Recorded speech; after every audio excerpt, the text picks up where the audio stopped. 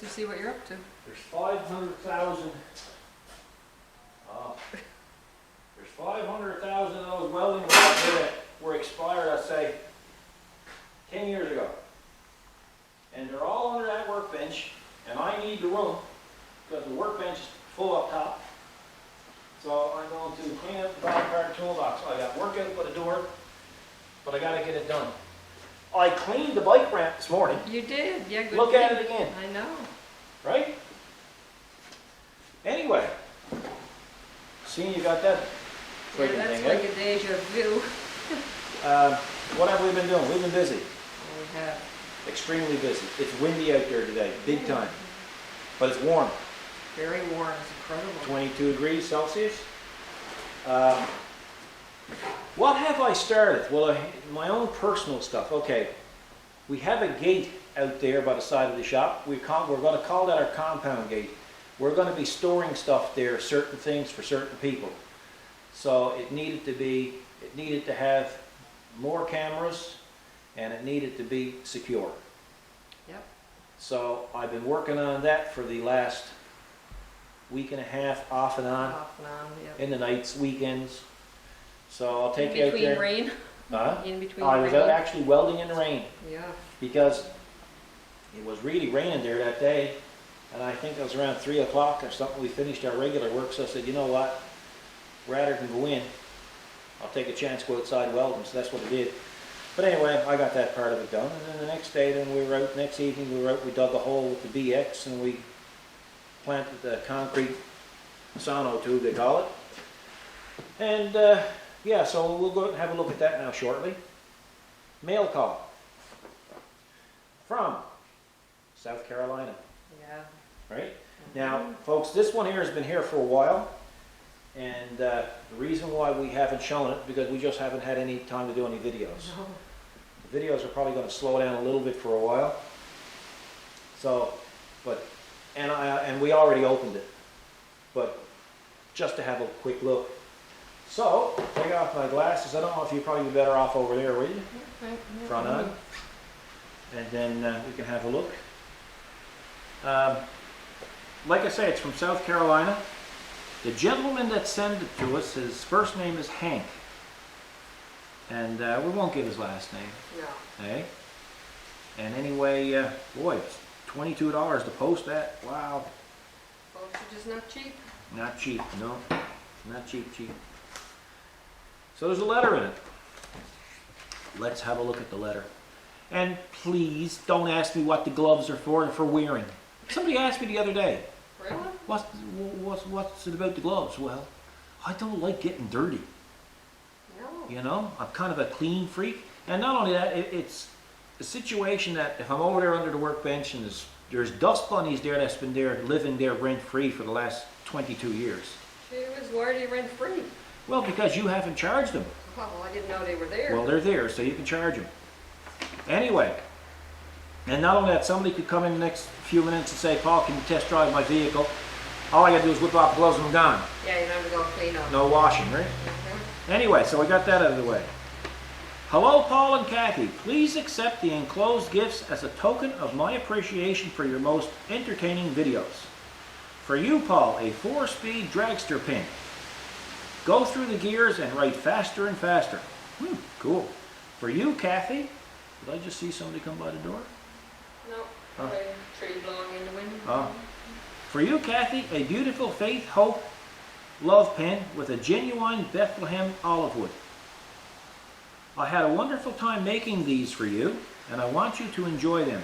These pens are not to be placed in the Museum of Gasoline Alley, but rather used on a daily basis and enjoyed. I will send you ink refills for as long as you need them. Thank you again for the great channel. That's something. Sincerely, Henry, and his last name, Beep. Beep, beep. Yeah, that's very nice. Yes, very nice. So let's have a look now. I love anything handmade. Oh, yeah. And folks, I'm going to tell you something. You're in for a real treat. Oh yes, please don't give me a hard time over not wearing a wireless system. I didn't know you were coming out with this, did I? No. So, So I guess if we're gonna ball it anyway, should be me. Yeah. So, we got that.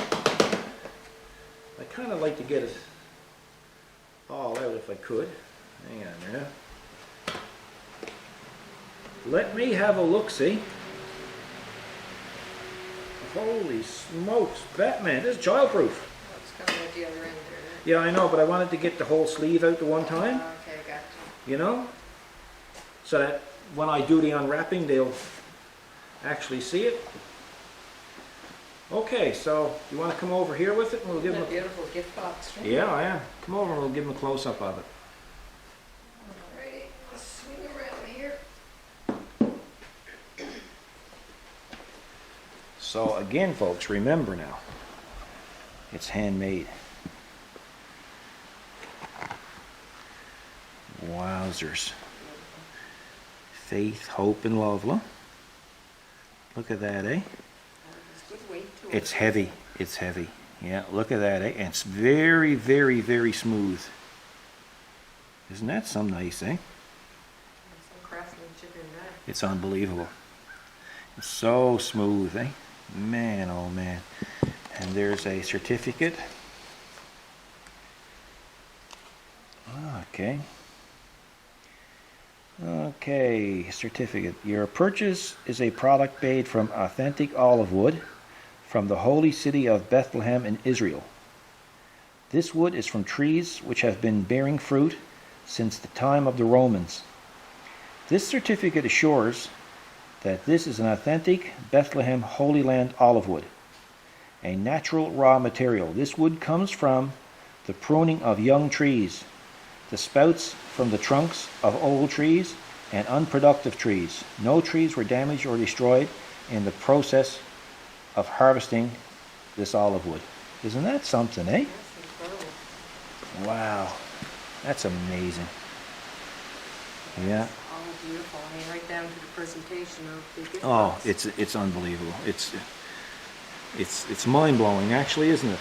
You know. It's gonna be hard work not wanting to I display. know, yeah, because they're almost like a family heirloom, you know. Yeah, but we did say we're gonna use them, so we will use them. Now, this is the 4-speed. Now, you won't be able to hone in on this, but this actually shows 6-speed. Yeah, 6-speed with reverse. No. Yeah, and then you take it and you put it up there. Look, isn't that something, eh? That is cool. But look how it's done, eh?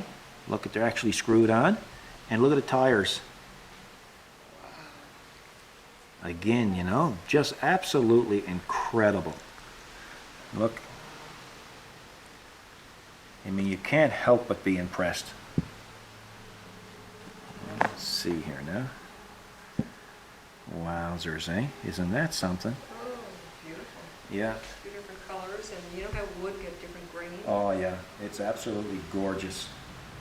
So, you know, Henry, thank you very much. It's very, very kind of you, and we greatly appreciate it. So, again, he says not to put them in gasoline now, Lee, so, You did? man, oh, I know, it goes against. yeah, it they're goes so against nice, eh? it. Yeah, so nice. They're just so nice, they're beautiful. So we really appreciate that, folks. It's a, you know, it's absolutely amazing that somebody would think enough of the channel Wow, I mean, You know, handmade, all that to work. do that, right? I mean, not to mention the cost of the pens, but even the shipping, you know, it's incredible. So anyway, what will we show them next? Oh, we'll show them the gate next. So we'll go out and we'll show them what we got done. So we basically had a gate. The problem was we had a gate that swung out towards the shop, That's right. which created a problem. You keep looking that way like someone's coming. You're freaking me out, woman. Well, it wouldn't be the first time. Anyway, it's the gate used to swing out that way, and it created a problem because anytime I wanted to go to the back of the shop, I had to walk past this bloody gate. Now, the reason why it swung out that way originally is because when we first put a road there, we had 2 tanks, 2 big fuel tanks there. And in order to guard the fuel tanks until we had a chance to move them, I put that gate there. The problem was I couldn't have the gate swinging inward because the tanks were in the way. So now that the tanks have been relocated, we finally got around to building, or to redoing the gate. Now, as our regular viewers will know, we moved our shelter logic for the tractor down in the back. So now that means every time it snows, I have to go down there to pick up the tractor. To get up here, the gate would be in the way. So now we're going to have this as an automatic gate as well. Plus it's going to act as a compound down in the back as well. This gate features some new updated bearing hinges that I machined and laid. Anybody that follows us on Twitter would have seen the pictures and the process of the machining of the bearings. And, well, come on, we'll show you exactly what we got done.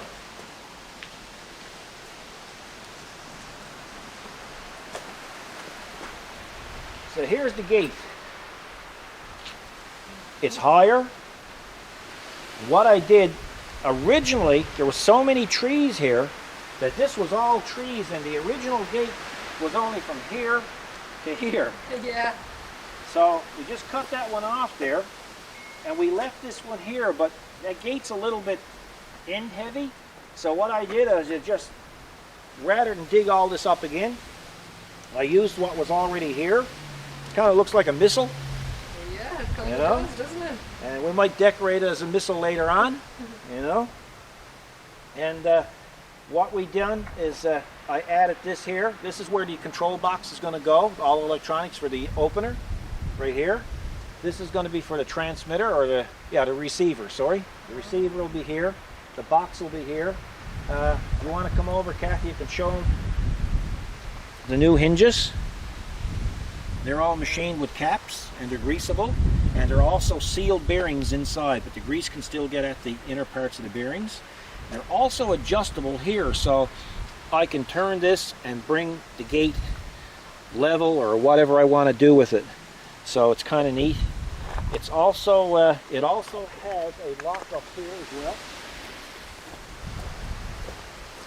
that will automatically open with the enclosure.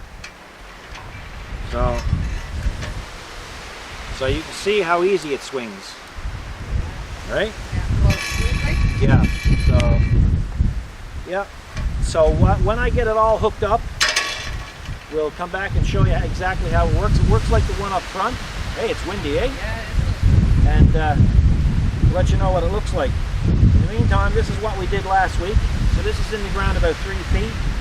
And I like to do it this way. That way you can adjust it up on the bolts and stuff. So yeah, it's high enough that the snow won't bother it. And yeah, I think it's going to work out okay. Kathy did these graphics. I only just put them on a couple of minutes ago, so they're not quite stuck. And these are all reflective material. Yeah. Right? So we'll come back later and we'll show you exactly what it looks like. Got a keyless wireless keypad put here, so that way the people want to use the compound, they'll come in and hit their digits, and the gate will swing open and they can use the compound. So just another little custom touch.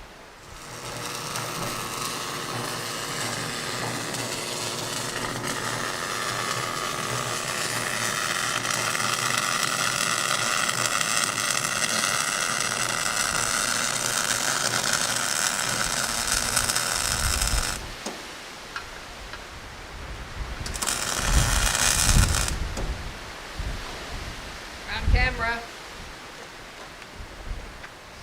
Well, I've had to make some major changes here. Major changes. Well, I had to modify it. Always happens, doesn't it? Yeah, the way the actuator got to go on, I had to actually weld a bit of plate on there to clear the hinge. Okay. This is kind of a different setup than you'd normally use, but it will work. Because I want to get it in as close as I can to the wall. Plus, I want the actuator to be clear of the gate, right? So Yeah. it's going to take a little bit of extra time, but I'll get her done. Oh, yeah. Yeah. So I see you haven't blown away. Man, some gust of wind. Got that right. Gee whiz. So the birds can't even fly in this. No, I don't think they can. Well, anyway, I had to modify and crucify that bracket to get it to work. So, it don't have to look pretty as long as it works. See, I want the gate to tuck in Yeah. because we got, you know, might have a dump truck coming in here, or it could have a boat coming in here, and plus, when you're snow clearing, you don't want to hook it, No. That's pretty neat. you know. So it's, yeah. This way, because the sun was shining out that way. Oh, yeah. It's good. Well, it'll be okay. Yeah. So I'll, It's tucked in tidy. It's perfect. now I gotta mount the control box, do a little bit of wiring. And I gotta wire in that optional latch to the control box as well, so. But we're getting there, we're getting there. You're getting there.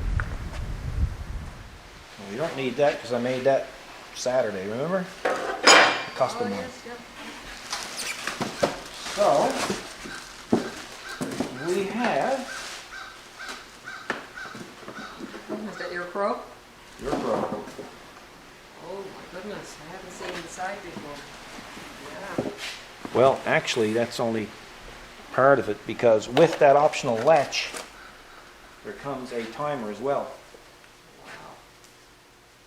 Every time I went to go at this, somebody showed up today. I know. Oh, So we quit in time and you're still trying to get at it? yeah, it's just the way it works. I always said, you want to create work, try to do something for yourself. Yep, true.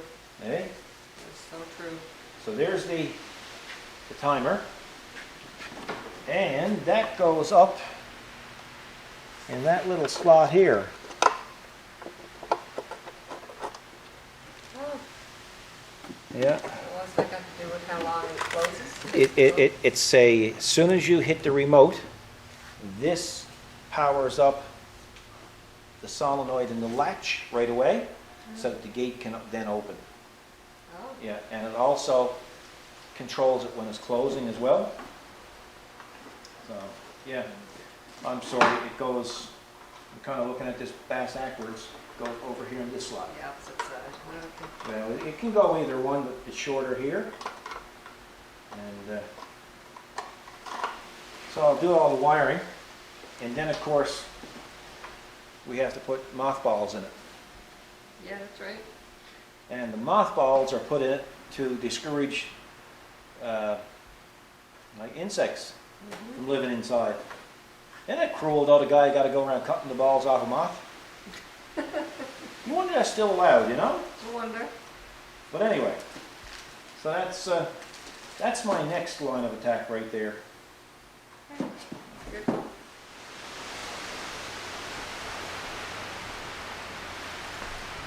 Okay, how are we doing? It's like a spaghetti factory blew up. Is it? Yeah, so battery. This is for an extra battery if you had a solar system, right? This here is the module for the electronic latch on the other end. Right here, you can see. And then it ties into the circuit board. Everything has got dielectric grease in it. These are going to be the power wires for the grid there. And this is going to be for the main PC board here. And I just got some tidying up to do. Then it's a low voltage system. In other words, it only runs on about 18 volts. So just got to run 2 wires from here into the shop with a surge protector, and then I'm ready to test. Good. The camera's jumping around I this know wind. it's some windy, man. Yeah. Brutal. Sure is. And it's quitting time. And hint, Hint? don't go trying to spray paint in the wind. Okay, that's a good tip. It's a good tip, eh? Yeah, that's a good tip. Okay. Okay, folks, it's after supper. It's 7 o'clock. Almost dark. Still friggin' windy. So I got everything hooked up. You can see all the status lights are blinking. You can see the mothballs inside. I just ran the low voltage wire right on through the siding and in here, up here to the transformer. So it's only a small little outfit, 18 volts maximum. So what I'm going to do is I'm going to put the case back on. Kathy's not around, so I'll have to do this alone, and I'll be back and I'll show you how it works, or if it works. Okay, cover is on. I'm going to call that finished. Technically, folks, you're not supposed to put the receiver within 3 feet of AC power, but as you can see, I never really had much of a choice. I think that just might have to do something with the signal or the range of the signal. So let's just back up a little bit to an acceptable distance, like here. This is where I would be if I had to open it. So we'll hit the remote.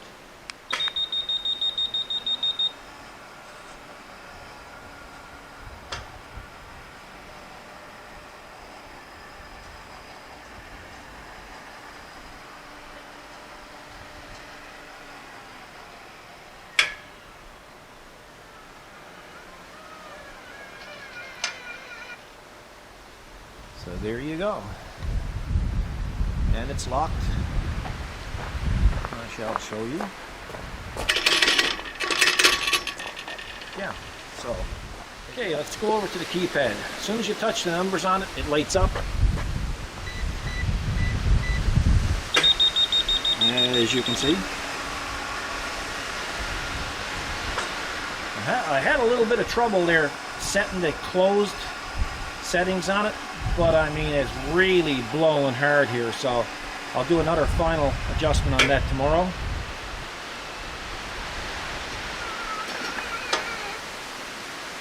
So there you have it, and that'll time out now shortly. Incidentally, if anybody is hooking one of these things up, that keypad, if you hardwire it, your wireless remotes won't work. So right now that's on wireless. There you go, timed out. So that's it for that gate project. I'm pretty pleased with it. It's a MF500 Mighty Mule. That's a single gate system. You can get them on Amazon.ca or Amazon.com. So relatively easy to hook up, and the longevity of it, well, I don't know, but it's warranted for what, 18 months. So, and we'll close it one final time. Man, it's only 10 after 7. Holy smokes, it's ever getting dark quick. Won't be long, folks. Winter will be here.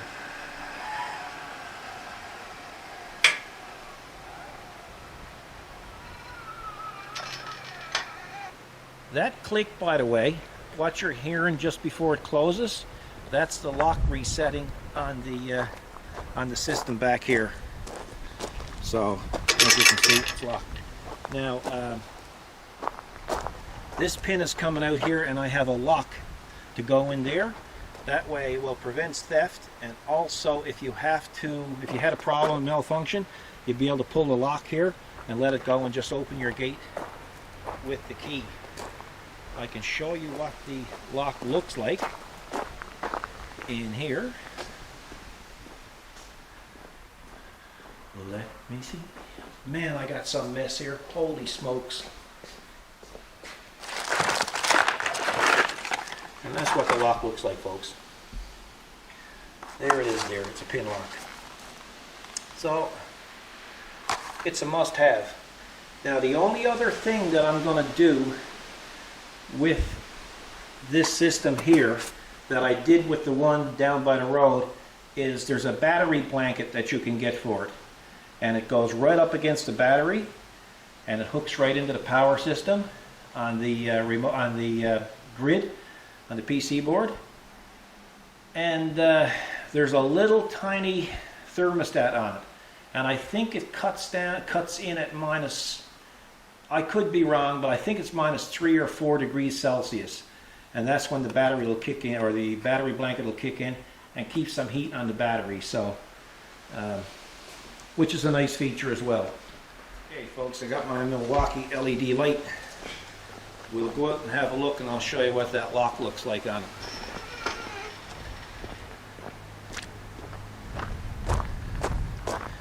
because it's dark. Don't be scared. There it is there, folks. That's what it looks like. Now, for anybody that's going to put one of these on, you're going to have to take a rat tail file, and you're going to have to file out that bracket a little bit, because every one of them are always a bit tight going in, so just keep that in mind. Okay. Back in the shop we go. Here we go. So there you have it, folks. Little video for you. Didn't show you the gate being made because, to be honest with you, I made that gate probably 2 or 3 years ago. But I did reinforce it, so get rid of the sag. All the extensions that were put on it and the braces and stuff were all notched in the milling machine. So they fit together really nice, and it was just a matter of MIGging it together. Couple of things. The ram that's on that actuator, it's a good idea to clean it once in a while, and also to put some silicone spray on it. That's what they recommend. It's pretty straightforward. There's not too much. Shouldn't try to set it up in the wind, as you can see, because the wind is just blowing the gate crazy. Other than that, it's pretty straightforward. It's a much easier install on an established gate, like a wooden gate, because of the fact you just screw it on and you're done. But with me, of course, you know, I had custom hinges and a custom gate, and of course, then it was in a very unique area, and I wanted to fit right up against the side of the shop, but not touch the shop. And so, you know, it takes time to do these things. Like I said, I don't know the longevity of the machine. I don't know. You know, I've seen good reviews on them. I've seen poor reviews on them. So we'll have to see. With regards to the battery and the charging system, if the power goes out, you're still able to use the gate. Just by using your remote, it'll run off the battery until the battery is exhausted, I guess you would call it, or completely dead. But it will operate the gate when the power is out. So I just wanted to let you know that. Anyway, let's just hope it's not made by Volkswagen.